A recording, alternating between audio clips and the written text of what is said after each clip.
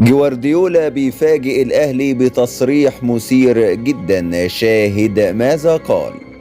ولكن في البداية صل على سيدنا محمد ولا تنسى الإعجاب بالفيديو والاشتراك في القناة حتى يصلك كل ما هو جديد وحصري.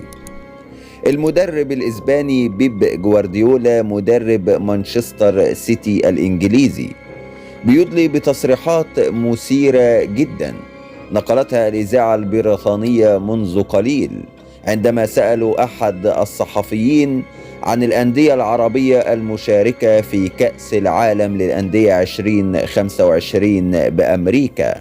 جوارديولا قال في تصريحاته عن الأندية العربية إن الأندية العربية دلوقتي تطورت تطور رهيب في كرة القدم.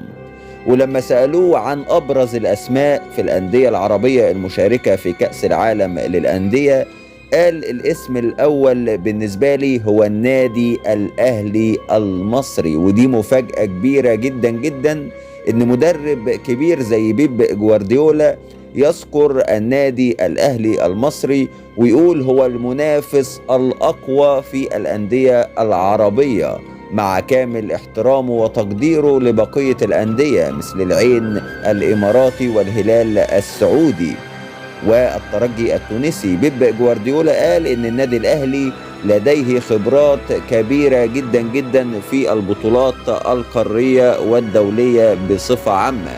وقال إن مدرب النادي الأهلي السويسري مارسيل كولر هو يعرفه جيدا وعارف إن الراجل دوت عنده أفكار كبيرة جدا جدا ويقدر إن هو ينافس أقوى فرق العالم بما فيهم مانشستر سيتي. جوارديولا أشاد باللاعب المصري وقال إن اللاعب المصري عنده إرادة وعنده طموح كبير جدا، واستشهد بنجم ليفربول محمد صلاح. قال إن أفضل لاعبين الدوري الإنجليزي على رأسهم النجم المصري محمد صلاح هو لاعب مصري، والنادي الأهلي نادي مصري ويمتلك لاعبين مصريين لديهم إصرار وحماس كبير جدا.